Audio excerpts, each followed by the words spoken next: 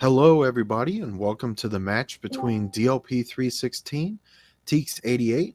This is a round of 8, so the winner of this will be going to the semifinals, and we are anxiously awaiting that. On the comms booth with me is ProA007. How are you today? Good, good. Yeah, we've got a very good match coming up between DLP and TEEX. TEEX is the 3 seed, having earned his seed by virtue of winning one of the 5 qualifiers we had in this tournament, leading up to this tournament. He's a very solid all-around. He's a very solid all-around player, and is going to be a very tough out for DLP. DLP is another solid veteran of the randomizer. So we lead off with World 1, or World 6, excuse me. It looks like we've got a start of World 2's Fortress, which TEEX is obviously no stranger to. He's been playing a lot of 100%, and is actually one of the top at 100%, so that experience is certainly going to play very handy for him here, I think. Oh, for sure. And, you know, 2 fort is one of those forts where you can try and get some of your P-speed strats going if you can. And so far, they bear out pretty well for him.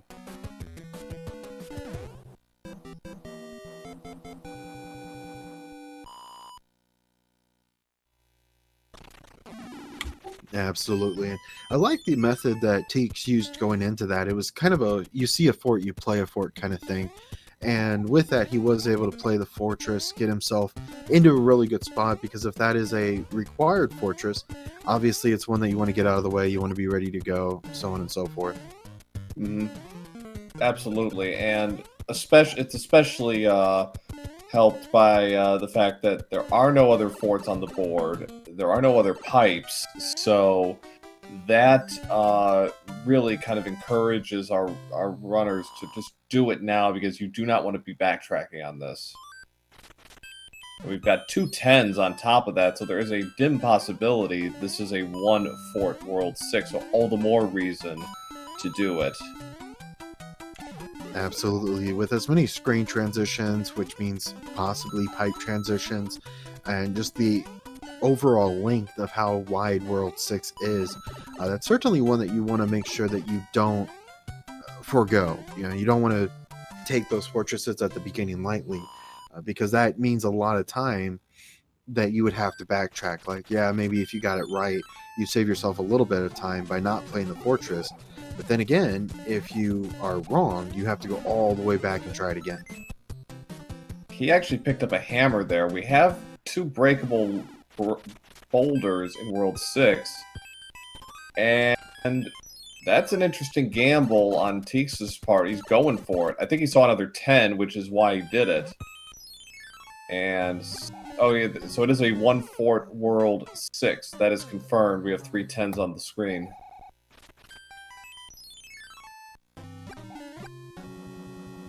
Kind of an interesting scenario that he's put himself into, and I think with the 7-5 and a lot of the other levels that we have not seen yet, that level 3 panel is getting really scary to me. We'll see what it is here in a moment. All right, not too bad. Yeah, 6-8, almost in vanilla location. He could have opted to play the hammer right there and just, deal with it, but he opted not to. Got an H jump on the side of TEEX88, so very well done on his part. And he'll blow through this without any further issues. The boss bass was kind of trolling around and causing his usual mischief, but we got 2-2, another pretty sedate level. Good level, kind of a tricky level in vanilla to speedrun correctly. So there's a lot of tricky platforming.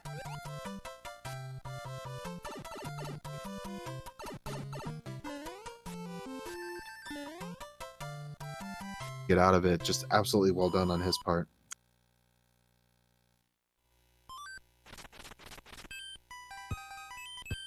One more stage, 6-9 or 6-1. He opts for 6-9 and gets 6-4.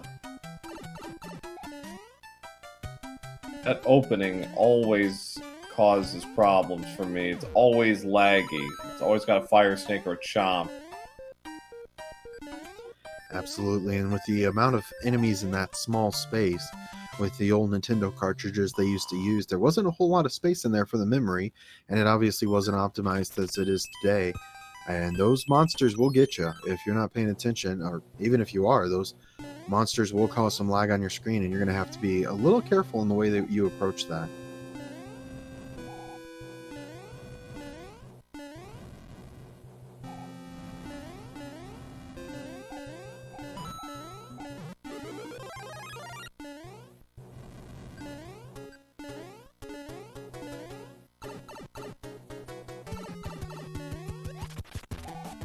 TEEX now onto his fight with Lemmy, who ended up being very easy to take down with only one shot on the top of that Koopa's head, and with that he is now on his way to world number 2. Any guesses as to what you think it will be? Let's go 4. Let's stick with the even numbers. I was just thinking I would contradict and go odds, and I was thinking maybe we'll see a world 3 start here. That'd be interesting just because TEEX did use up that hammer, and depending on how this breaks, we could have a double hammer scenario. Instead, we have a World 1 where the fort is in a pretty nasty spot.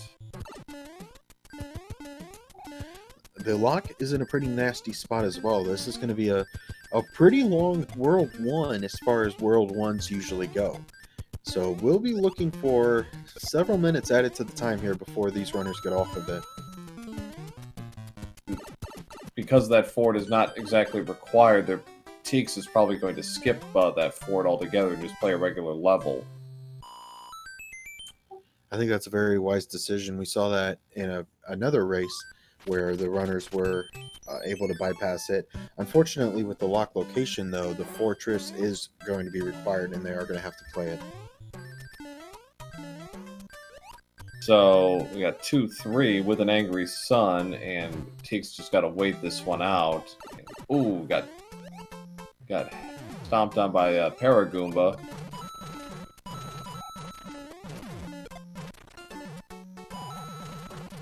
Nice bank shot on the angry sun. Yeah, one that you definitely love to see. Those angry suns can get very difficult, especially on levels where you're trying to go from a higher position to lower, and vice versa, especially in that. That's not a really good place to be for the runners. But it turned out well for him. He was able to get the turtle shell going before the angry sun came down, and was able to finish that off without any further issues. So TEEX is going to go for the top route on this, which is generally favored by the more experienced runners, but that drunk Hotfoot stopped him, and DLP also going for the hammer, and he learns he has skipped one stage. That was a difficult 4F1 with those dry bones coming down. It's not a friendly matchup at all, and of course having the drunk Hotfoot just kind of builds to the pressure and the issues with that.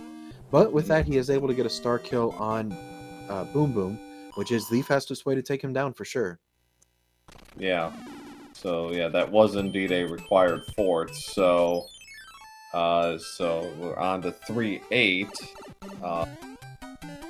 Can be a tricky stage with some of these enemy patterns, especially if you get, like a lot of fire snakes and what have you.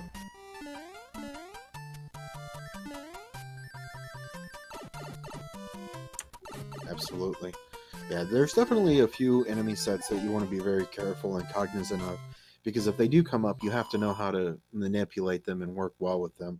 And that's actually one of the greatest equalizers in this as a randomizer, is that of knowing who the enemies are and how can you use the P-Speed strats to get around that, and sometimes you just can't.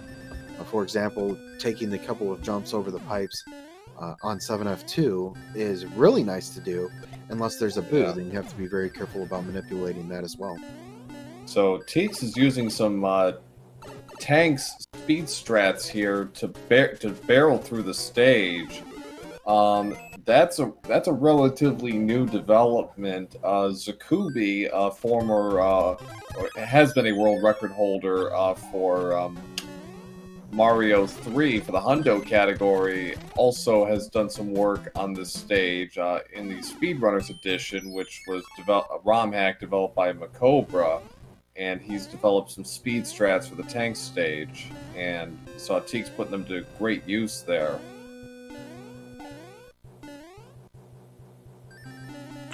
That is one of the very exciting things about Randomizer, I think, is that of the community coming out with different strategies, much like the one that we see right now that TEEX is displaying on World 7's airship. Now, that's one that was come up with not too long ago and is really a beautiful skill set, a skill showing with what these runners can do, what they're able to accomplish, and really what the community is able to find out. With us turning off the auto-scrollers in the Randomizer, it really showcases a lot of different availabilities that you normally wouldn't have had or used. Right. So DLP has reached Lemmy, and I don't have his timer on, so I don't have a split on him, but looks like he's about even with TEEX right now, maybe a little behind.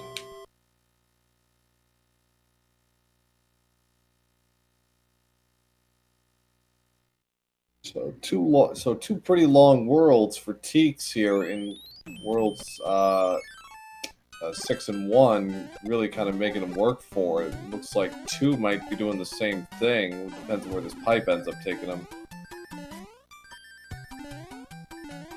Get off with 3-4. TEEX not liking that damage that he took there. He's shaking his head on screen. Yeah, the rando enemy set can kind of throw you off there if you're not careful. So 5-4, another stage where your ideal P-speed strats can get derailed by the wrong enemy set, but not in this case. Absolutely, and a very good test of skill there for TEEX at the end with that flame chomp. He was able to navigate around that very nicely and was able to finish off without any further issues. So I like this strat by TEEX. He's getting advanced recon. He's going to play the fort right now and see if this is the correct answer or not. Yeah, definitely an exceptional play there, because you see a fort, it's a very good option to play it, especially because you have one of two options here. Either it breaks the lock that's right next to the castle, or it breaks the one that allows you to move on. I think this would be a really good play for a hammer, if possible.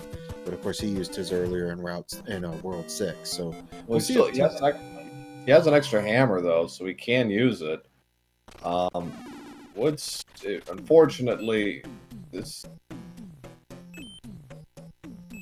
is a kind of a slightly dicey. He's gonna have to play stages anyways, but this will save him a little bit of time. Yeah, the pipe transition will be the save here for him, and that's going to be a Navy, which again is another optimized strat that has come out of all the changes and such. Meanwhile, DLP having just a little bit of a problem with the World 4 Fortress. He took a death there just a moment ago, and will have to restart with the Tanuki suit. That hammer only saved him one stage, technically. Actually, no. If he had used the hammer, he would have to loop around, play 2-3, and then do the fort. So actually, he didn't need to use that hammer at all. But it's also predicated on the idea that you're betting that World 3 and 4 will not need a hammer, and 4 rarely does. Yeah, that's a very good point. The hammer, I think, was more of just a, hey, I have it, let's use it kind of thing. 3, there's a lot that has to happen. In Teeks' case, he had to get another hammer, as well as it needed to be necessary there. Whereas the way that he played it now, he played a fortress, he was open. If he had gone back through the pipes, he could have gone through the 3 level and then come back around for the fortress and then gone back for the castle. Either way, he's still putting on a very good show and very good display. Fire kill there by Teeks to take out Morton. DLP also using some of those P-speed strats to fly through World 3, through tanks. So nicely executed there, and he gets his Fire Flower.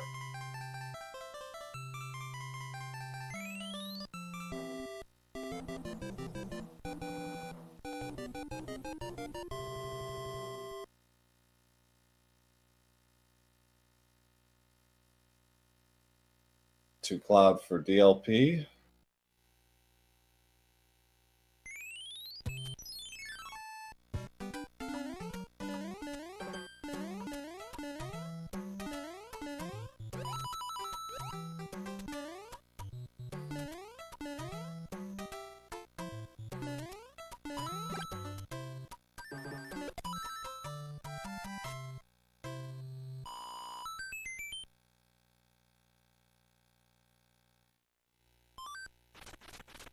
So this is an odd world setup. We've got a lot of blocks and pipes lying around. Yeah, I was just trying to take a moment to figure out what World 3 was looking like. It's got such a strange puzzle mentalism to it right now. And it's kind of a guessing game of when they have the 3 shells and there's the one like chickpea that goes underneath one of them, and you're trying really hard to figure out which one goes to which, and you're always wrong. It kind of feels like how this World 3 is shaping out to be right now. Yeah, and I think Teeks got it right playing the fort up front, because it's very likely going to break something, and he hopes it breaks the... Okay, that's not probably what he was hoping for, but see how this shakes out. That's even worse. Well, actually, it's not that bad. Now he can use that cloud without any penalty, but he's going to opt not to and play 7-9 with a boss bass. Yeah, I know he was definitely looking for going for those clips again. I can't get the grab on the block. Sometimes happens for no reason, as far as I can tell. And he's going to have to take a long way around. Yeah, too many sprites on screen can prevent you from grabbing some of these items. He overshot his jump there. He's like, oh, right. Like,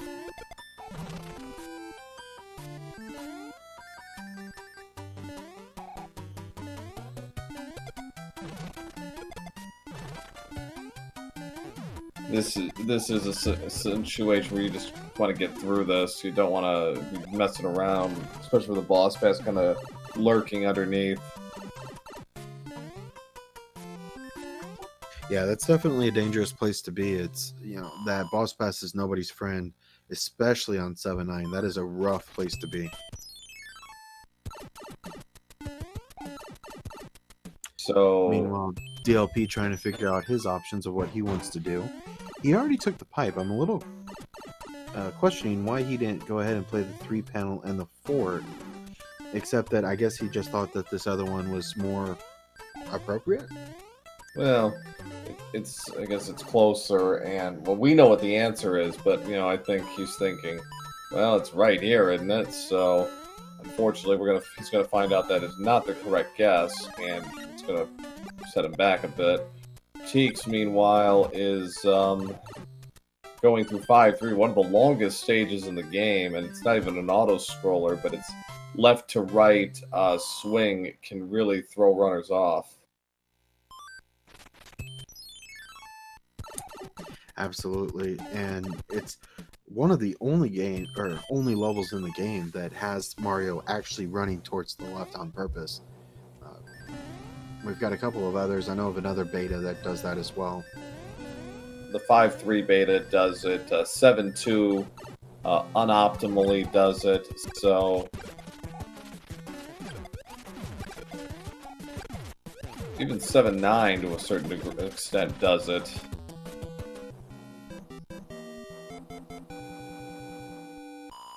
1852 for Teeks at the halfway mark. So we've had 4 pretty long worlds with 6, 1, 2, and 3. So 4, 5, and 7 certainly have the potential to be quite long. When you look at the different averages that they had during the qualifiers, it's almost hard to believe that a seed could take higher 30s and even 40s possibly. And in fact, that's exactly what could happen here. As you just mentioned, an 18-minute 4 worlds, and arguably 3 of those are some of the shortest in the games, depending on how they come through. With Wendy's Kingdom of World 3, there are a lot of pipes, so you do get a little bit of a leverage with that. But then you look at 4, which can be very long and excruciating, depending on pipe placement, depending on fortresses and such. Level 7, one of the longest in the game. Level 5, another very long one, depending on how the sky zone works out. So, a lot of game left to be played here. So he's got the answer, and it's a 3-fort world 4. So he's already created his bridge. Now he's just got to get there, and that's easier said than done. If this is the correct pipe that's going to get him to move forward, then he's fine. If it isn't, it's going to take a while. A little bit of an unfortunate damage there for Teeks, and he was able to damage boost through, thankfully, but it still had to lose the Fire Flower in the process, which is a little unfortunate, but of course he was able to get through on the first try, and that's really all that matters most of the time. Alright, so he's through, and now he's just got to deal with a couple of hammer bros. Or not. And 4-5 in 4-5 vanilla location, but not tile, but close enough to be called a Fred, or vanilla.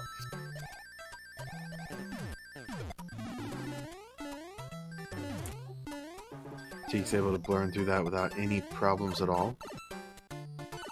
A little trouble getting out of there, but kind of kept running up along the pipe there, but finally pulls through and is well on his way. So yeah, this is a quick world 4, and he is ignoring the hammer bros. He has no time for that, and that's something I can sympathize with, because you're just trying to get through these stages. After a certain point, you get a lot of long worlds. You're just eager to make them get rid of them as fast as you can. Absolutely. When you start looking at the different issues that you've had so far and how long the worlds are, there's almost that little bit of a voice in the background that's saying, hey, you're behind, you're behind, you're behind, you're behind. And a lot of that you have to tune out. You have to just play your race, you have to play it. And sometimes the randomizer just doesn't let you go faster than that. Right, and it's one of those things where you kind of get an intuitive sense for it. If you haven't made any outright mistakes, then you can probably take comfort in knowing that at worst your opponent's doing about the same as you. So we got a World 7 on forced draw right away on the pipe, so that's probably what he wanted to see, and there's another lock. So we've got the 1.6 beta, which is the newest beta stage in our happy little family. DLP is going to use Cloud on 7.9. That's actually probably a good idea, because 7.9 is a pretty long stage. Absolutely. Even taking an early exit with that big boss, he was able to finish it off really quickly, and I think that was a really good move.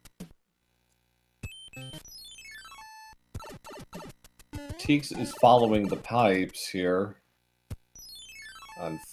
That's not going to lead him anywhere, but maybe he'll have better luck riding the rail here on the South Central Island. Okay, he's got it, and there's 2 forts there, and this is a 3-fort world, as it turns out.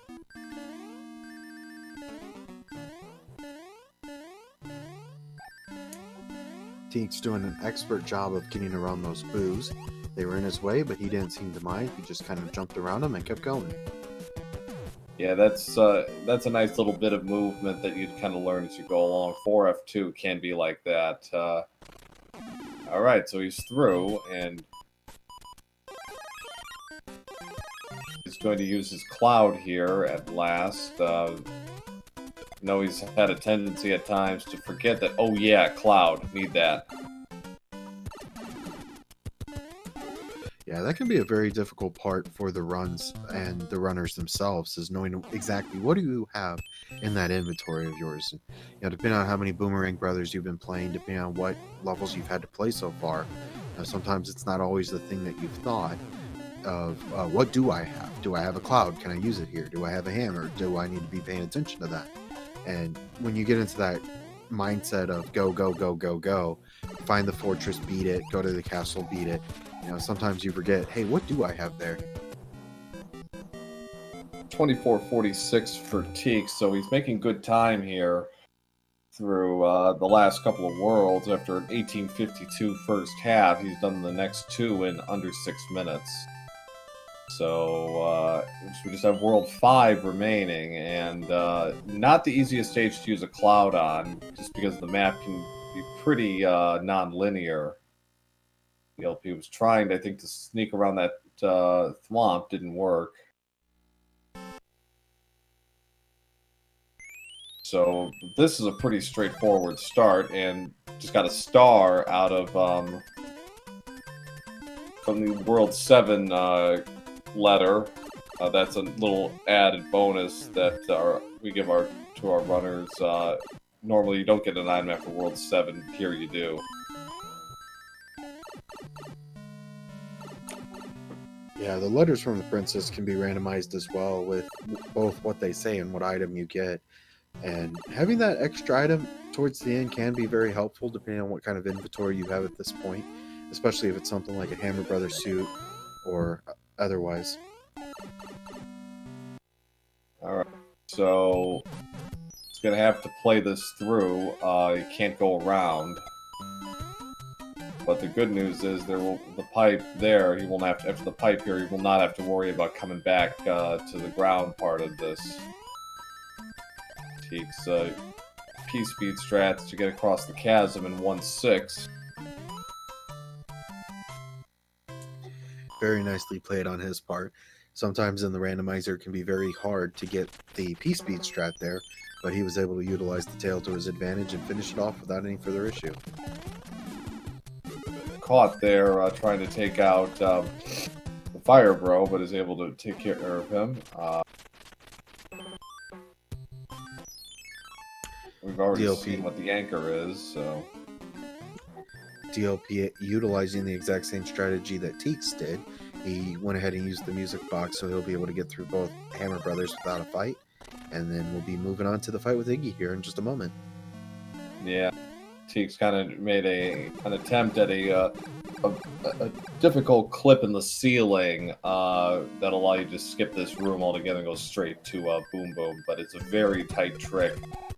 I've only seen Classic Gamer really execute that at all in a race setting. As far as the one-on-one, I don't know that I've ever pulled it off, but in a weekly qualifier I did a couple weeks ago. It's definitely a fun trick to do. There's a lot of factors that kind of go into it. Obviously, it's a regular clip, so you have to hit it just right. But then there's also the question of why. Why would you run that clip? And I think one of the biggest answers is if you can get rid of the enemy, that's a really good way to do it. There's absolutely no way to get a star into the fight with Boom Boom. I've tried. I hit a star perfectly. First try I hit it, and the star had actually expired by the time you get there because of the length of the clip and so on.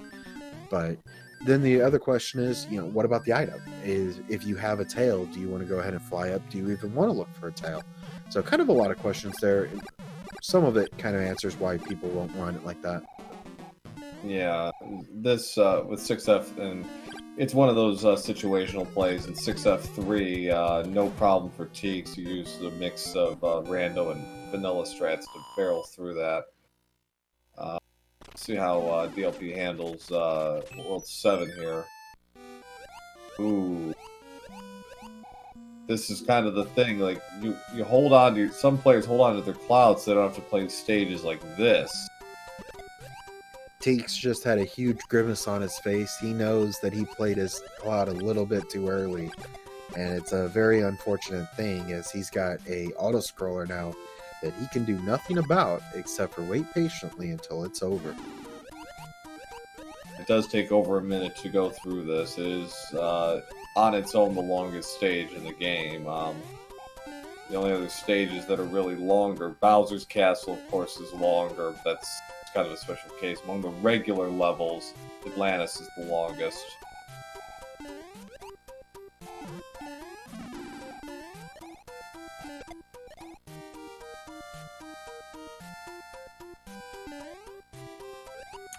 Meanwhile, DLP will find the fortress on the third island, so he will be going through here real quick and then try to make his way to the Von Koopa as well. He will have to play the tile 7-1 that Teeks skipped. Uh-oh. Oh, DLP got caught, and he takes a death to the boo. That is unfortunate. He is going to arm himself with a Fire Flower and Star to get through this opening section. Teeks is in 5-3 beta, which is like 5-3, except it's reversed. It's right to left, and the left half is underwater. Indeed, and those enemies in the aqua just get really disgusting and disturbing. I mean, it is very hard to get through them. The Big Berthas, it always seems to be like 2 or 3 bloopers at the very end as well that just get really difficult. There are a number of variables there, and you kind of have to just kind of work your way through it. A vanilla World 5 airship to finish this off. DLP, okay, so the stage that he ended up skipping was 7-4, so actually not a bad stage to skip. 7-4 is not a very difficult stage, but it does take a long time. Absolutely. You're not able to generate any P speed, obviously, because the entire thing is underwater. So it's another stage that you just gotta mash that A button and get through it as quickly as you can. Yeah, it takes about 40 seconds to finish. So all told, it could have been worse. DLP is going to use his music box though. A little Blanche Dubois from the King there, from Streetcar Named Desire, and we are on to World 8, and ooh, grab by the hand. 5-6. A terrible level to play. Teeks obviously utilizing the P-Speed strats there, which I think is a very good call. I think he's also realizing his inventory kind of sucks right now. He doesn't have the ability to really, barter on this, so he's really got to just play it through, and he gets on to 3F1, door 6-4. Let's see if he goes for the door 3 skip. Yeah, I feel like Teeks is in a place where he feels like he's had a number of issues that could have been avoided, that he should have played better. And at this point, I think he's playing like, hey, I just need to finish off as quickly as I can. He hasn't seen the done command come yet from DLP. So there's definitely a case here where Teeks wants to be mindful of both his time and where he is on the map. Right. So we're on the board now. We're starting to get a picture. There's a lock in the top right corner, so that is informative. Okay, so that actually works out pretty well for Teeks because it's a circular loop. So now this might encourage him to go for some of the stuff on the hand bridge, starting with Navy, potentially. Looks like a recon here for Teeks here first. Doesn't want to play a fortress if he doesn't have to. So he is currently trying to figure that out. And he has found that one is required. So he will go back and take on a couple until he finds one that seems to suit the bill. Well, I'm a little surprised he didn't take a look at that tanks, but I guess he's going for the guaranteed fort in Navy. Which makes sense. I mean, it's there. And uh-oh. Okay, Teeks, I thought he was going to miss that jump, but nope, he's fine. This guy is good, no doubt. He is really showcasing a fantastic run here. I mean, I know it's been a long one, but so far he has played very well.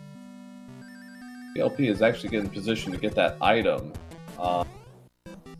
He is going to go for it. I like that, actually. Yeah, I think that's a very good call here. We didn't notice any issues on the sky part of World 5. So I think it's a very good call to go ahead and do that and just make it work. Mm-hmm. So, okay, so that's out. So it wasn't Navy, but it could have unlocked. Okay, this now he's going to go for the 7F1. Now in this case, oh, I see. He's just going to take the 100-coin fine. He's got a Tanuki suit, or he's got a P-wing, even better. Yeah, he will not have to take any time at all building that P-speed going into the second room, as he's going to go straight to Boom Boom and pick a fight. Now, if nothing breaks here, he's got his answer.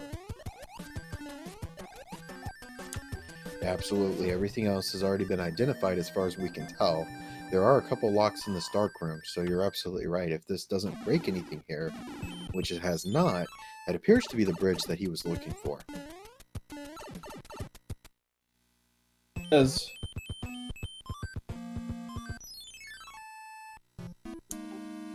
he currently has his tail from the P-speed, or from the P-wing of the last level, obviously. So at this point, we're just waiting to see if he can get through this Bowser fight as quickly as he gets into it. I think he took a quasi-intentional damage boost there to, give himself a little bit of momentum. And if he he does not get a Fire Flower, so now he's going to try and clip into the wall here and save himself from having to go into the last room of the game. DLP found Atlantis, and he's going to utilize a P-wing to see if he can fly over it. That way he doesn't have to worry about actually navigating through with all the bloopers and everyone else. So he will be going through here in just a moment. Meanwhile, TEEX just a minute away from his fight with Bowser.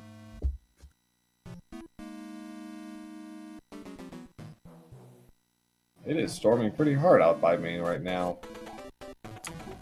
Same for us as well, actually. I was just informed that we have limbs blowing all over the place.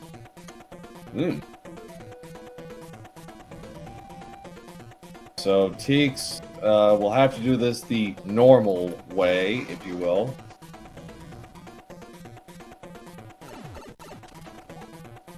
More jumps, and that will do it. Take game 1 of this best of 3 duel for the quarterfinals. So get out the GGs for TEEX88, scoring a very solid win in a rather difficult and tempestuous seed with an official race time of 37:21. So GGs to TEEX88.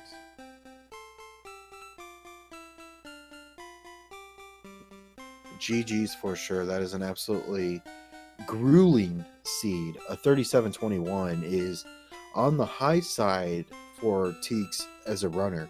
That's not one that you see all that often from him. Yeah, that for me, that's about 2 minutes or so above my average, give or take.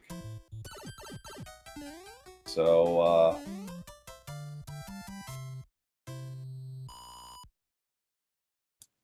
I would say that's about 4 minutes above TEEX's average as well. Going back to the qualifiers, he was able to leave with a 33-29 average, and that just kind of goes to show how grueling of a seed that was.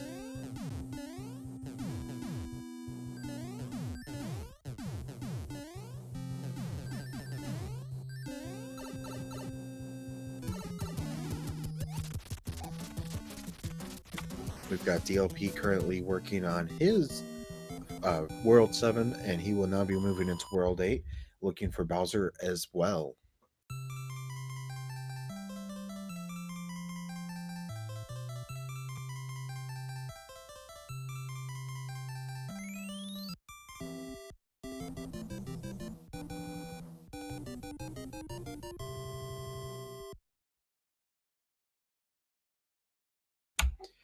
as DLP is finishing this up, we are also wanting to remind you that we will be going into round 2 here in just a moment. This is a round of 8, which means there are 8 runners left at this point. The winners, of course, will be going into the semifinals, and then the winners of those will be going into the finals, and then there will be the third place matchup as well. So we're definitely interested in seeing how this all transpires, how it all goes through. DLP and TEEX, both exceptional runners, very well done on both their parts. And DLP, having just a little bit of a problem with a hand stage, has opted to go through the pipe to save his place so that he can go back and play the Air Force, which is, of course, 3F1.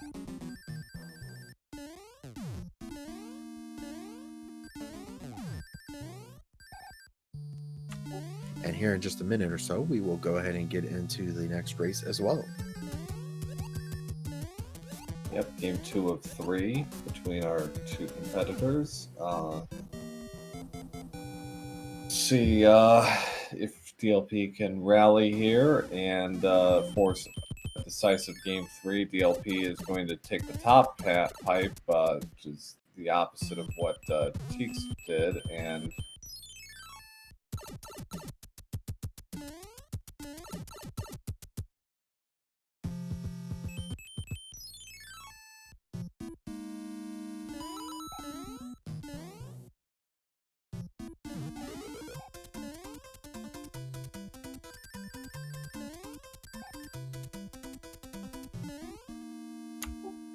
as we get ready for this round 2, we also want to mention that it would be a very good time to go ahead and get your popcorn, get whatever snacks you like. Personally, I'm kind of a Skittles fan, but my doctor called me fat the other day, so now I'm trying to lay off of that.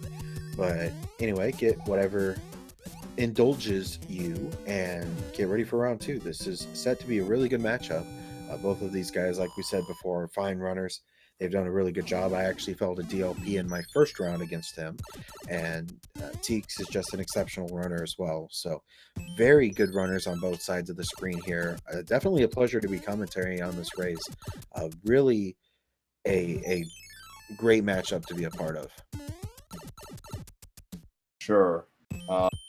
So DLP has found, I think, the correct answers, so I think he's going to take a 100-point fine here and play through this. Chooses, I think he's still got a leaf to go.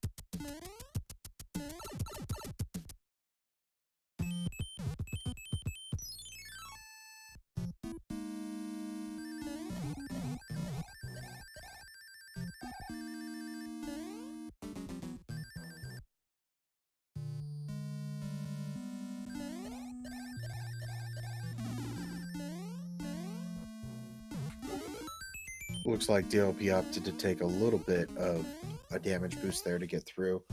Not a bad decision, actually, I think. That P-Wing can be a little problematic, especially in the fight against Bowser, so it's kind of nice not having to worry about that. So DLP doing it. Clip. That's his clip that he's kind of patented as his own.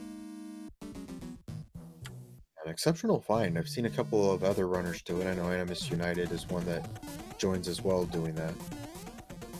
He's done it. Macobra's done it. I've seen Haxor do it, I think. So it has caught on. It's a fairly tricky bit of maneuvering, but it looks great. Absolutely. That box can play a little bit of a factor in the item box, I should say, can play a little bit of a factor. And then, you know, just being able to pull it off, it really truly does look good.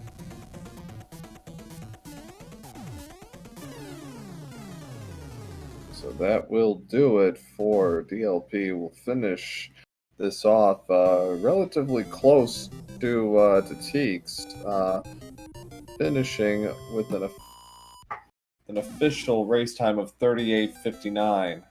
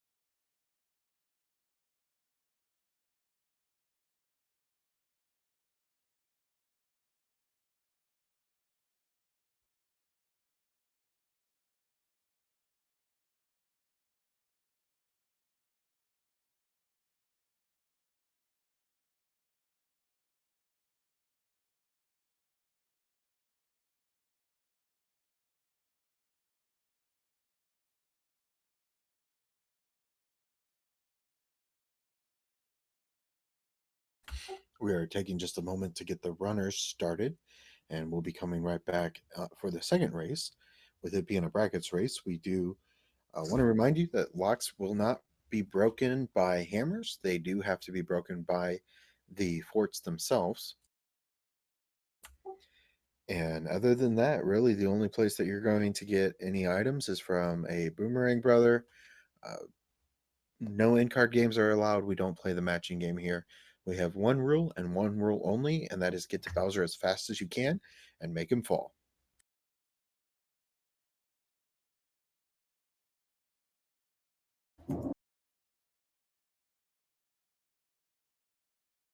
Right.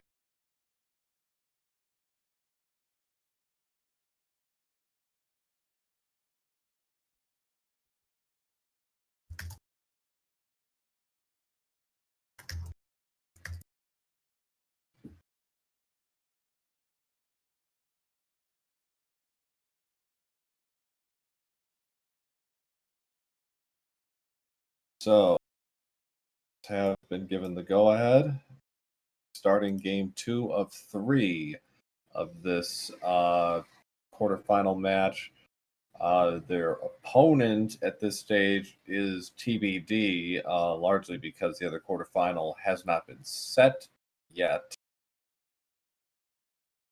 Their semifinal opponent, we're still sorting through the brackets at this stage.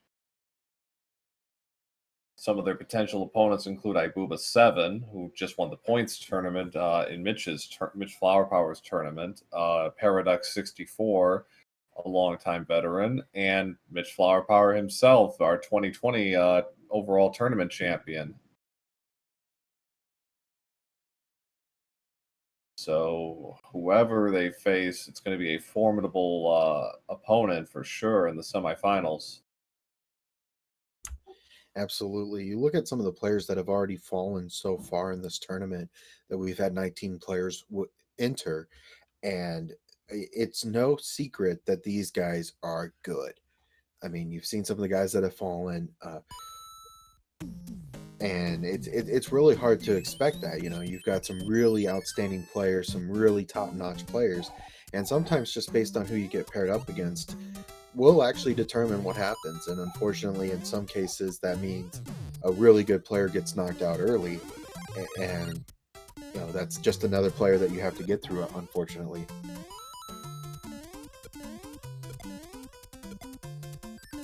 Teeks having a little trouble getting some of his P-Speed strats to work here in 4-6, which leads off in World 2.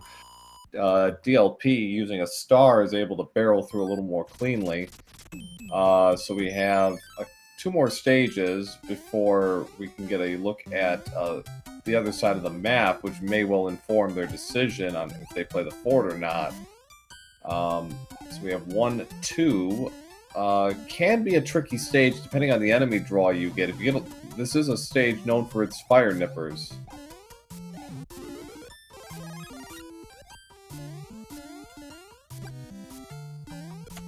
Absolutely. With the randomization, there is a lot of possibility for anything to show up anywhere, but it definitely feels like there are some where certain enemies pop up more often, such as 7-9. I feel like always has either a big boss bass or it has the cheap fish on it, and both of them can be very disgusting and really makes you think about how you play it.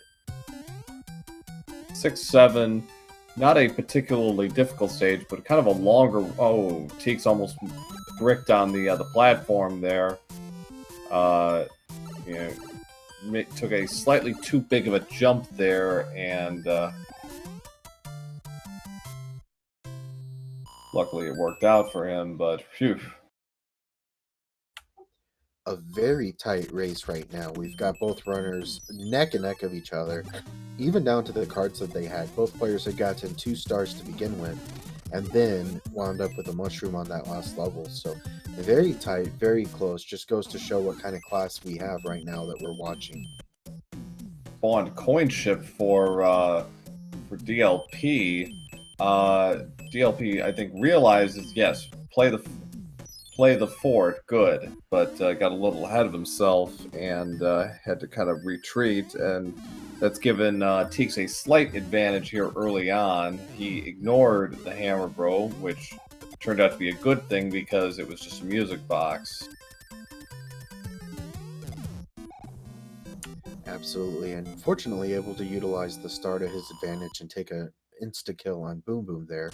That will open up the lock that will allow him to go through the pipes, and will put him in a place where he can start looking at the castle. Yeah, 2-2 for Teeks. DLP is going to have to play the coin ship that he accidentally spawned, because those still happen in this game, and they happen if your tens column matches your double. So you have, for example, he, I believe, had 1 and 1, so he had 65,910, and he had 11 coins, and he finished the stage, and that triggered the coin ship. That turns the hammer bro into a coin ship.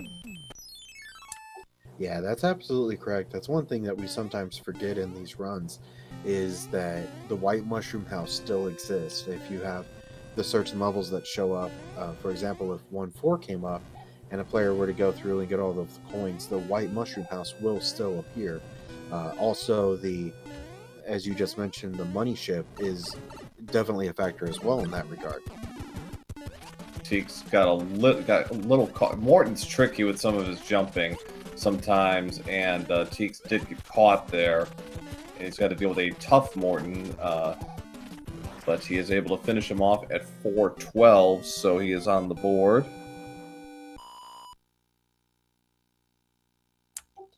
Indeed, a very expertly run World 2. World 2 sometimes has the possibility of being very long. If that pipe was in a different location and not nearly as helpful, that definitely could have spelled a difference for Teeks in that regard. So both players off to a very nice start, both taking about 4.5 minutes to get through this, and currently about a 30-second difference because of a death on DLP's side. But this game is far from over at this point. Still a lot way to go. Yeah, he also played the coin ship, and he played the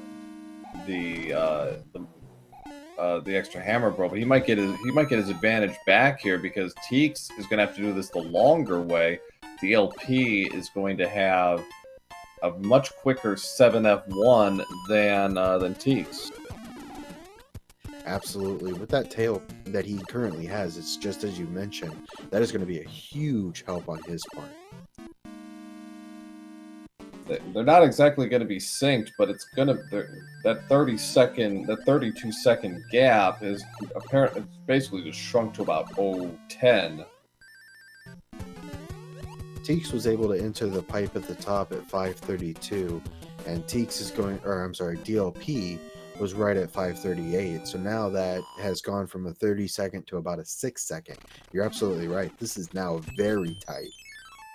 Now 7-9 here, so this is actually another stage where, you know, they're gonna use their flying abilities to speed this stage up just a bit.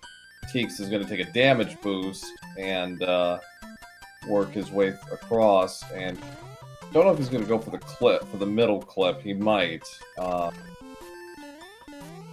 Made one run at it, didn't work, so he's not gonna really pursue again. Ooh, TEEX getting sniped by a Paragoomba. He's able to take just a little bit of time to refuel and grab a mushroom there. That's going to be the end of 7-9 for him. DLP hot on his tail. With a tail, he is doing his best to get through, and will do so in no time at all. So we'll see how this next stage plays out with this pipe after this, because either they're going straight to the airship or they're going to have to play another fort. Either way, it's all but over here, and we've got 5-7, which could have a chain of stars.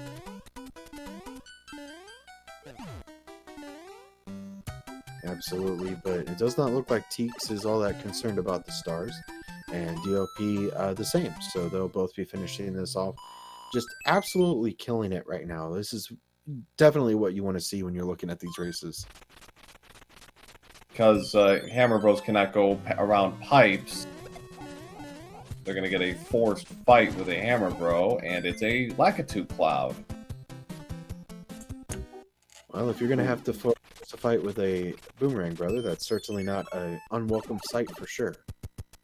TLP almost got caught there, and he will not have to deal with the other forts, so it will be lost to history. Uh-oh, TEEX in a little bit of a bother here. Gets a very lucky mushroom there. That's very fortunate. That should have been a death. And he's like, man, I got away with that one, didn't I? Yeah, a little bit of a forced smile on his end. That was definitely a lucky draw on his part. And with that, DLP is going to be able to move on forward and join TEEX in the World 5 airship as well. Another stage where you can really get some P-speed strats going, and both of them do it perfectly. We got a thick Iggy, but it's a 2-hit Iggy, and ooh, DLP got hit, and oh, he's been stun locked. Exceptional way to get out of the way. He was able to evade the second shot, and then was able to deal the second blow to Iggy, which fortunately was enough. If he had to keep going with that, I think we might have seen a different outcome, but thankfully he was able to get through without any further damage. I think you're right. If he were a 3 or a 4 hitter, I think he would have had to do it again.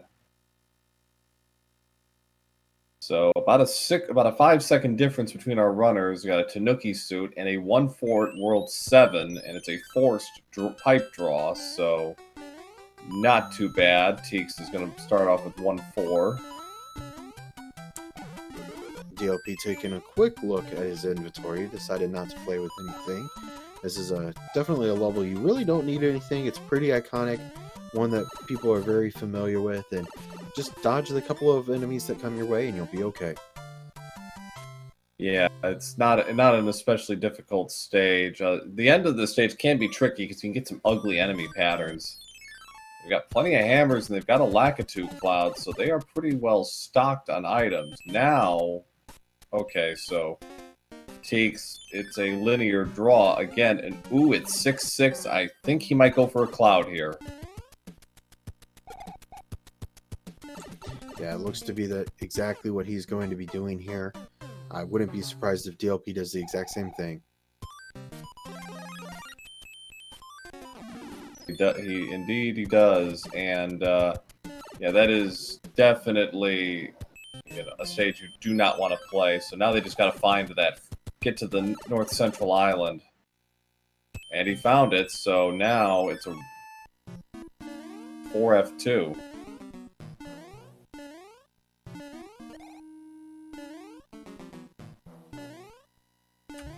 Looks like DLP has the same thought pattern that TEEX does, and that he would like to take a Tanuki suit into this fight. I think that's a very wise decision. Does not hurt at all having a little bit of extra protection. And you're also kind of thinking in the back of your mind, well, what if it's Piranha Fort 7F2? It's like you don't want to do that starting as small if you can help it. Absolutely not. Oh, we got a flyer. Oh, that is unfortunate. DLP.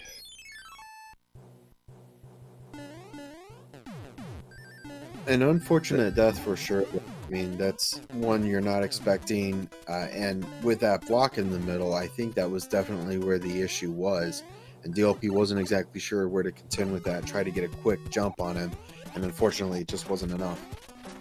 Yeah, I tend to be a little more patient with that fight myself. I just kind of let him come to me so I can kind of get him just beyond the left side of those blocks on the right, and then I'll jump on him. So I can set up a pretty quick 1, 2, 3 punch on him. So weak Ludwig, and DLP is going to use his not use his music box here. Yeah, it looked like he was contemplating for a little bit, but I think it's a very good decision not to. Right now, you're really hurting for items. You've only got a couple music boxes, only got a couple hammers. Not really anything that's going to be all that helpful at this point. You know, so going through the Piranha is a good idea. Maybe get a fire flower, something along those lines. He's able to get a star. Here in a little bit, he'll be able to utilize that to his advantage and either trade it for another item or start a level off with the stars. So either are very good uses of it. Yeah, Hammer Bros are where I tend to get the most mileage out of them. DLP is kind of waiting out Ludwig here. He's being very defensive, and rightly so. And he grabs the wand at 12:43, so he's over a minute back now on TEEX. So he's got his work cut out for him here as TEEX starts 5F2 Fire Fort. Demonstrating an outstanding set of skills with the P-Speed strat there. A lot of the same enemies show up there. It seems like there's not a whole lot of surprises there. Really, the biggest thing is the flaming potobos that shoot out from both the top and the bottom of the screen to try to get you.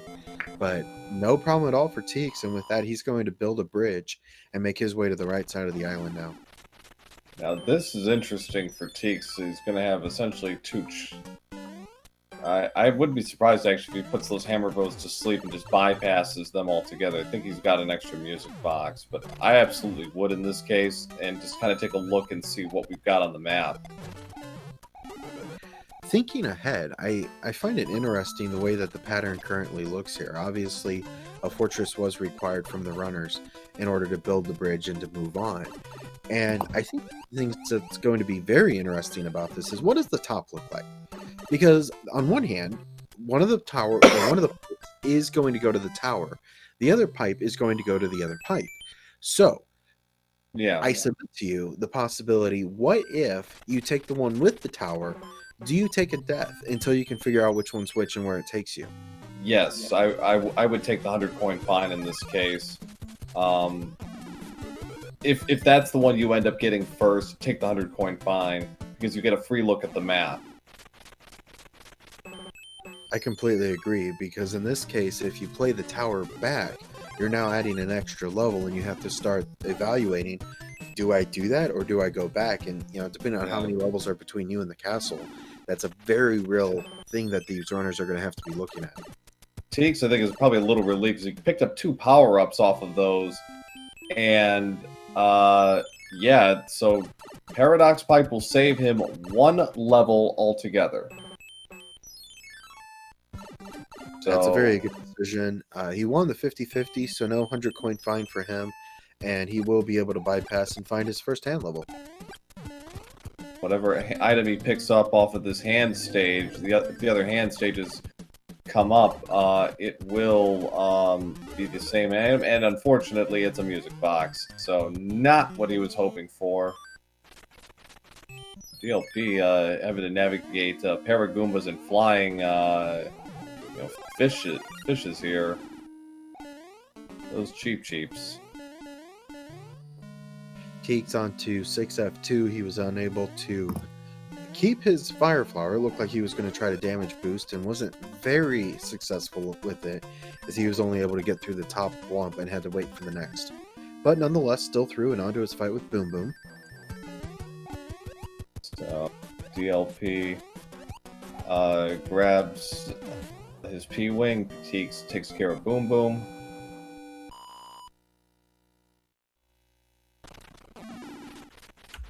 I'll be very interested to see what DLP runs as far as which pipe he takes. I'd be very surprised if he does not go for the right one first, as it is just a little bit closer theoretically. But I think he'll probably make the exact same decision as TEEX did, and that would be to go back and take the Paradox pipe. Yeah, it's basic psychology to kind of go with what's right in front of you, and that's exactly what he does. And he also reads the room correctly. TEEX did a 7-3 beta pretty quickly there, and is now on the World 1 airship.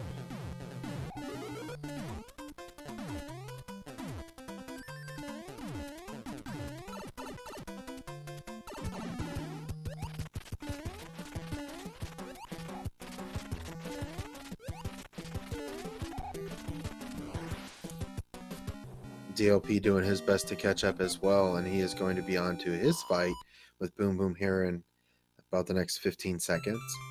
And he looks to be wanting to keep this Fire Flower. If he's able to get the star in this next power-up box, then he should be able to finish this off without any further issues.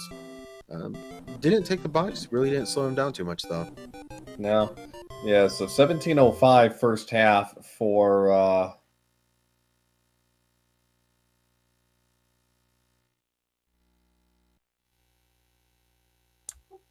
Yeah, TEEX with a good run so far. It looks to be very similar to what we had in the last one. And I feel like these guys are going to start banning me from ever rolling their seeds again, as this will be the second long grueling seed that they've had tonight.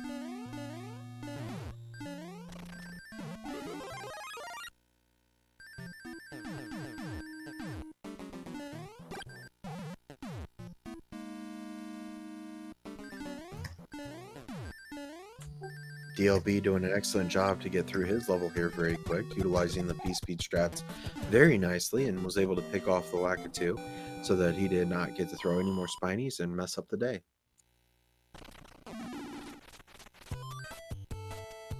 So we've got a potential double hammer play. I don't know if it's actually going to be any viable here, though. No, probably not. Not in this case. Not with 3 pipes running on top of each other. Absolutely. The double pipes is, I mean, all of those pipes, as far as I can tell, are connected in that you can get to each of them without having to go and play another fortress. So unless there's a possible lock that's behind or in front of Wendy's castle, I really feel like this is going to be a quick one as well.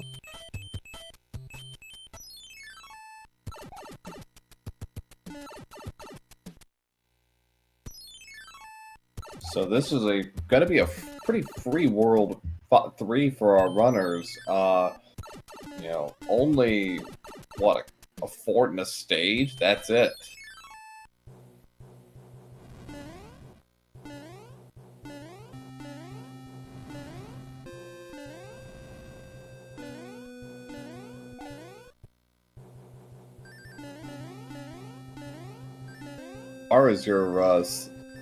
As far as that goes, you know, you're not going to get a lot better than that, and I'm sure all of our runners are quite happy to see that.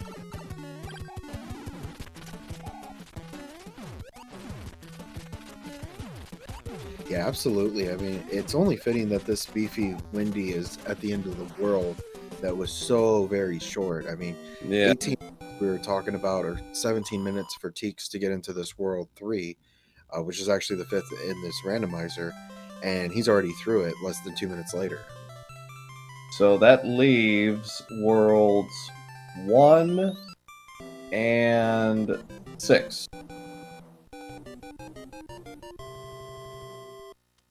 Both very opposite sides of the spectrum. 1, you don't have any screen transitions, nothing like that.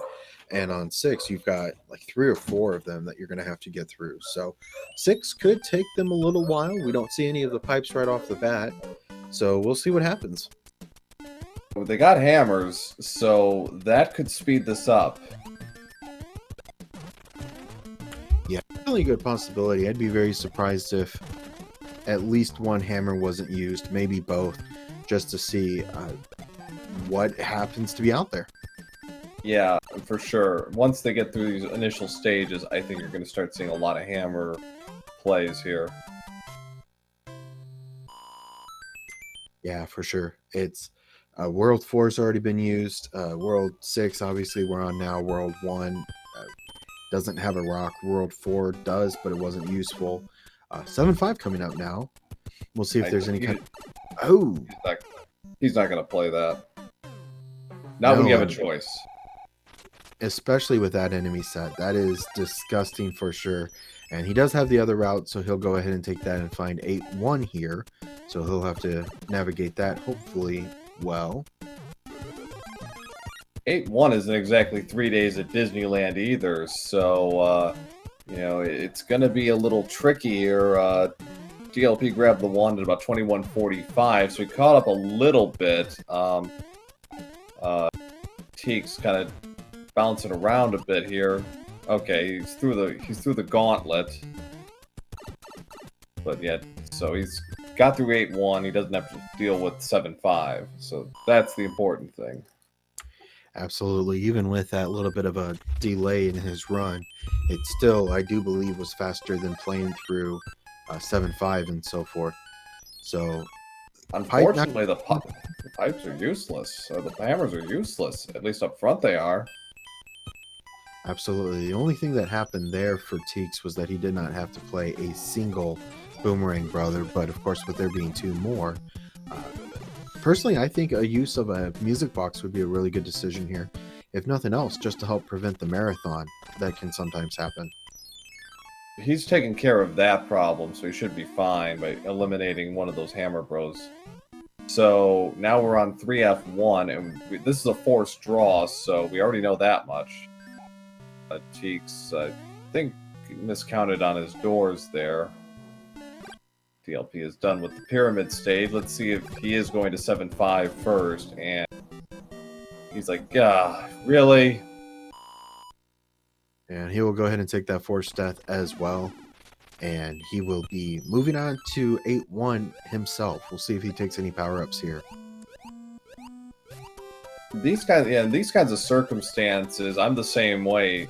You get one, it's like, yeah, I don't want to play that, and you just kind of overcompensate and go for the biggest item you can. It's usually a P-Wing. You know.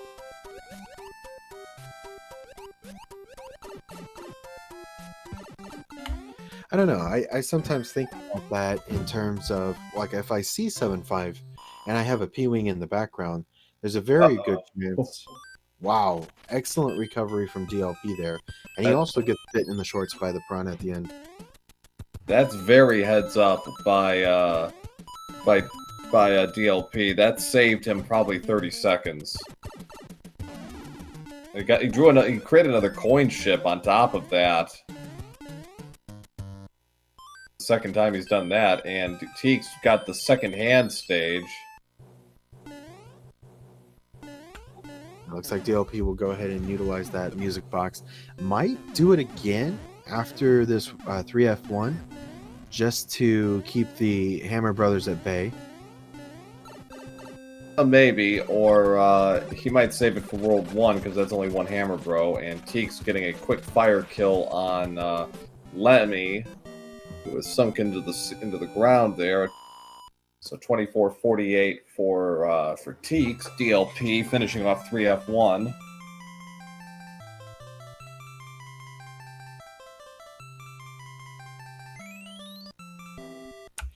That puts DLP on to 3-1 as TEEX is looking to get into World 1 here.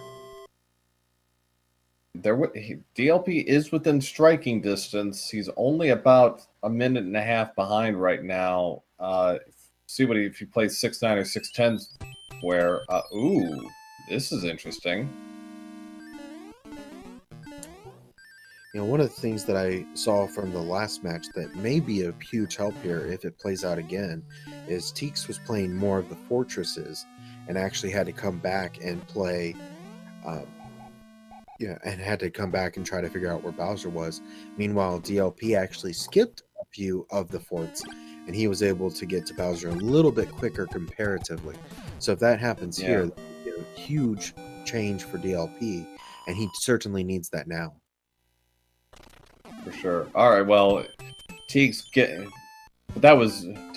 it correct, and now he's in 7-6, where you can go for the door clip, and it looked like he had it there for a second. It looked like he hit the right bit, but he wasn't able to actually complete the clip. So he will continue. He got sub-pixeled there. He got sub-pixeled again. And again. DLP with a very beautiful off-screen one grab as TEEX was able to finally finish that off. 11 tries for TEEX there. DLP, will save about 2.5 seconds with that off-screen wand grab. That's tricky to do, but can only really be done on flat arenas. Yeah, unless you have a P-Wing. That's one of my favorite places to utilize the P-Wing is on an airship. I don't get many or any of the P-Speed strats because of that, but being able to almost guarantee an off-screen wand grab there is very nice. Yeah, it does require a little bit of tricky timing on the runner's part, but because you got to kind of time the wand flying up into the ceiling and then grabbing it at that right moment. It is a small matter of timing, but a perfectly doable one. Absolutely, and that's one of those that if you do get wrong, it's very costly. So you want to make sure you get it right the first time.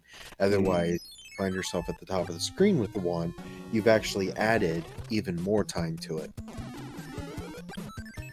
TEEX picking up a cloud there, and he's like, "Oh, really?"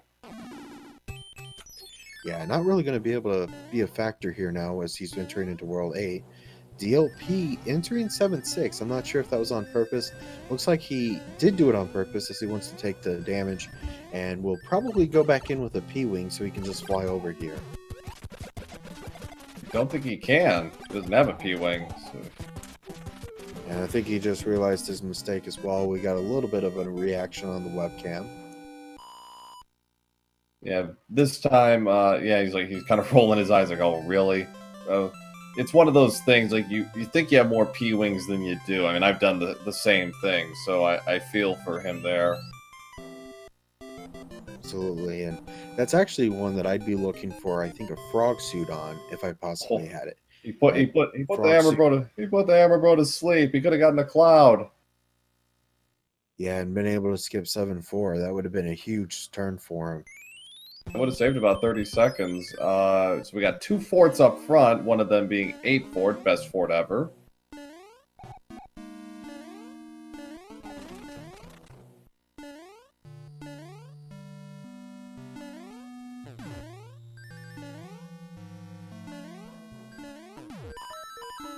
TEEX can get the 1 cycle here in A fort. Oh, if he had hesitated like a quarter of a second, he might have gotten through that 1 cycle damageless. That definitely would have been huge. The Fire Flower would have been a big help in his fight against Boom Boom, but is able to finish him off no problem. 2 pipes and 2 forts and a lock. So if that lock doesn't break, that's big information for TEEX. Absolutely, that is very valuable information. And if it does break, that's obviously more recon and a beautiful clip. Very nicely done by TEEX. Has no time to play that second room of 6F1.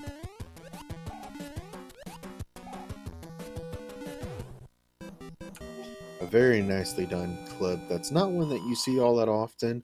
Being able to utilize the star there to damage boost over the star or the spikes without obviously taking damage is huge, and setting that up. And fortunately, he was able to do so without any issues. Lock broke on the top center pipe on the central pipe, so TEEX is now in the dark areas. He's 8-1 in the corner. That cloud actually might get some mileage. We'll see. The Ford in the corner. Okay, probably not then, unless there's another pipe. Another pipe beyond 8-1. We still haven't seen the whole map yet, and I think TEEX is very well aware of that. Obviously, we do have the one more where the L is, and that could be a Ford as well. I think TEEX might have realized. Oh, TEEX has found it. TEEX has scored gold, and he is on his way. So his recon work pays off big time here. Absolutely. Very well fought on his part. And just like that, we were talking about how it could be another long, grueling seed. But ultimately, actually finished off really quickly. He was able to get through a fast world 1, only 3 levels there, 2 levels in a fort. And now into Bowser's, he's going to go for his last smooth criminal clip. And just like that, we're going to be saying hello to Bowser and then bye to Bowser. Yep, and TEEX will move on to the semifinals with this win over DLP316. 5 hammers later, that is it, and TEEX is on his way to the semifinals of the SG Live 2020 tournament. And a very sensational run on his part. Absolutely killed it. A 32-24 will be the end time for TEEX. He is our winner of the matchup, and we'll be moving on to the semifinals. A look ahead, we talked about Ibuba 7 possibly coming in, Mitch Flower Power, and Moo Money, I believe, are the 3 that he could possibly be playing here. And all 3... And Paradox. And Paradox. And Paradox, correct, absolutely. Who, I believe, won our tournament back on the 4th of July. Yes, he did. So definitely no stranger to the tournament scene, no stranger to the randomizer either. Very strong contenders all the way across the board. This match is definitely a hard-fought win. Definitely savor it, enjoy it, but at this point, I think he needs to really start looking at the next game and seeing, what happens in the next matchups to see who he is playing next, because that will be a fierce competition as well, no doubt. I'd have to check my spreadsheet, but I believe Paradox had the best average time out of any player in the tournament, in the qualifiers by like a minute or something. His time was like 31 minutes or something. I'd have to check the records, but I believe he had the best average time out of any player. The only reason he's not the 1 seed is because Midi Guy DP won 2 of the 5 qualifiers. Absolutely. And Paradox Seed, you are absolutely correct. His average was a 32.45. But incidentally, the person that was right behind him was that of TEEX, who had a 33.29. So very talented on both sides. That could be a very sensational matchup. I think the only other person that had an average time comparable to them was me. Actually, I think my time was like in the high 32s. But it looks like,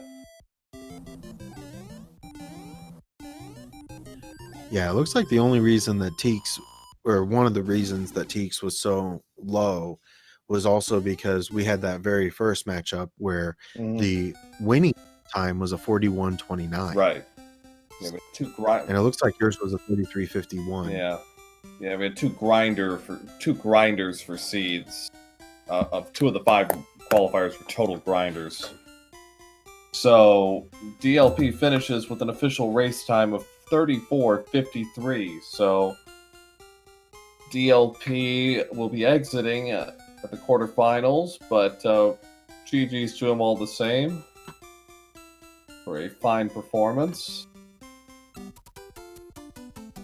But yeah, TEEX does advance 2-0 over DLP316. So again, congrats to him, and see if they have any interest in a interview.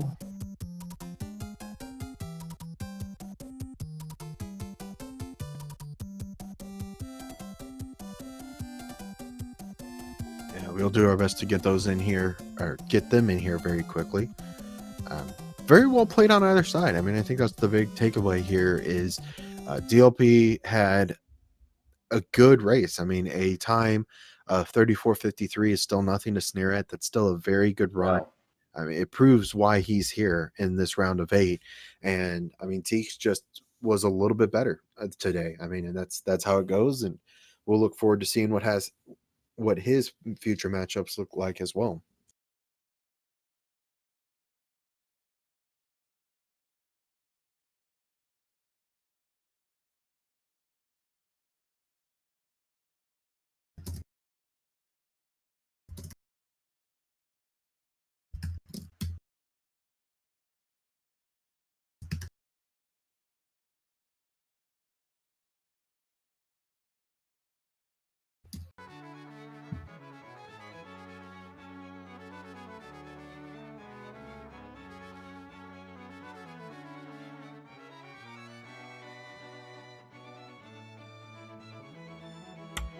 While we work on getting the interview together, we'd like to remind you to certainly check out all of Speed Gaming's different channels and sites and everything.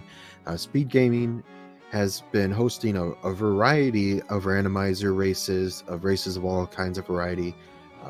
Speed runs, you name it, they've broadcasted. They do a very good job, both on scene and behind the scenes. And we want to thank each of them for all that they do to put on SG Live, to put on our runs and such like that. They do a very fantastic job, and we are certainly grateful for them. Discrepancy that can come up along the way. It's not really the sort of thing you can prepare for. Yeah. Right. And once we got through the technical issues, a couple of very interesting races, really 2 different kinds of seeds as well. The first seed, I don't think there were a lot of terrible levels, but you guys had to work through a lot of them to get to the finish line. The second seed was much faster by comparison. Yeah, both seeds were. I didn't think they were too bad. I made some costly mistakes on both, and when you play somebody of TEEX's caliber, you have to be on pretty much the entire way. And unfortunately, it just wasn't my day today, but that's okay. Yeah. And I have no doubt, like I know I've raced with DLP on the Speed Gaming Weekly several times, and I know he's a really fierce competitor, so I'm not gonna lie, I was actually really nervous going into this. So even when I took my one and only death in the first race in 4F1, I think I got trolled by either a dry bones or a hot foot near the thwomp. I know it was one of those. Even just that time lost with like 30 to 40 seconds feels like a lot, and get that idea in your head that you're really behind, so you really have to push through. And on top of that, in the first race, Hammer Bros and La Peach Letters didn't really give you much to work with. I mean, I thought that I was going to lose because I didn't have a Hammer Suit or Fire Flower going into Bowser's Castle. Yeah. The second seed, I had 2 hammers. I was hoping they would be able to be used in 3. I was holding off on using them, but you couldn't use it. But luckily, I was able to use both of them in 6, so saved a little bit of time there. But yeah, other than that, there wasn't really too many super useful hammer locations in either of the seeds. Yeah. I was pretty littered on hammers as well in that World 6 in Race 2. So once I used the first one, I used the first one instead of checking the one screen over because I didn't want to fight the Hammer Bro. And then I realized that all the 4 pipes are just clustered together, so it was kind of a waste. But I mean, I was still at least able to make use of the second one. So as DLP said, it did save a good amount of time. And World 3, you didn't really need it that much because even if you broke both those rocks, it didn't really lead anywhere, and you had a pipe right away after that first fort. So with that cluster of pipes on the far east side, you were able to get to 1D fairly easily.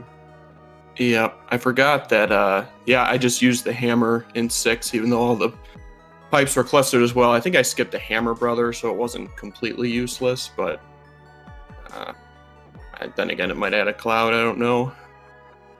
Yeah, the Hammer Bros were pretty generous with the music boxes this time around, and I think that all 3 hands had them as well. So I ended up in a pretty massive surplus towards the end, and I think I only ended up using it in World 4 just to get to the airship a little quicker. Yeah, I did as well. I think I want to say I music box and clouded there, but I don't remember. It's all running together now. Well, I do know, DLP, in World 1 you put that Hammer Bro to sleep, and as it turns out, that Hammer Bro had a cloud. So, but TEEX wasn't able to use that cloud either, so, kind of a moot point, but it's like, Yeah, by the time I got to World 8, I only played the first 2 forts that was on the opening screen, and then I just felt around the dark room, and then luckily there was a pretty easy path to Bowser's Castle, so the cloud just kind of sat there. Yeah, it was one of those things, like the map was kind of, sort of positioning it to possible use with 8-1 sitting in the corner, but ultimately that did not turn out to be true, and we were able just carry on through, but it is what it is. Not a lot of outright mistakes, just a couple little hiccups here and there from both players. I mean, it was one of those things where 1 or 2 little unforced errors, that was it, really. I mean, it was very well executed by both sides. Yeah, the first seed, I guess I still had the delay going, and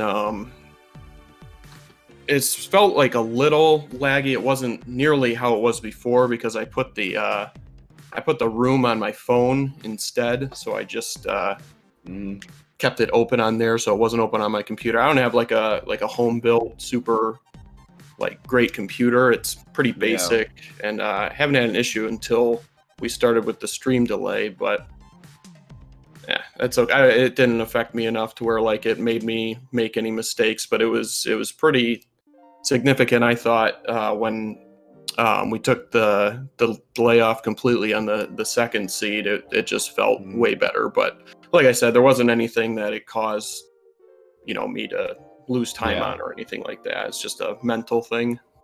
Yeah. But a fine performance nonetheless. And TEEX, now you're on your way to the semifinals, where, if nothing else, you are guaranteed to at least play a few more times, because we do have a third place game on top of that. And waiting for you on the other side of the semifinals bracket is a who's who of top flight players, chief among them Paradox64 and Mitch Flowerpower. Yeah, I know that. I'm pretty sure that they're going to have to face off against one another, and then I think the winner of that ends up facing Ibuba, and then I'll end up facing the winner of that. Correct. So the matches will be determined later tonight. Will be determined later on, but that should be coming up very soon, I believe. And it's gonna be quite a battle, no matter who it ends up being. Yep, the people that are left, it's pretty much a coin flip. Everybody is very good, and 150-50 not going your way can cause you to lose a seed. And I wish everyone the best of luck. And I wish TEEX the best of luck. GG, man, you earned it, certainly. So thanks so much, DLP. I appreciate it. And definitely looking forward to seeing how the rest of the bracket unfolds. So I'll be keeping an eye out. So thank you again, Pro and Growell, for the commentary as well, and to SpeedGaming for organizing this event. It's been a lot of fun so far. For sure. Yep. All right, so I think that will do it for us. So thanks again, as always, SpeedGaming. Thanks to Growell for joining me on the comms, and we will see you all very soon. a pleasure as always. You guys put on just an outstanding race that was fun to commentate as always. Really appreciate, of course, Pro A being on as well. And for that, that is the end. On behalf of the entire SMB3 randomizer community, Speed Gaming, DLP316, TEEX88, and Pro A007, this is Growlwolf signing off for now. Keep racing, keep randomizing. Take care.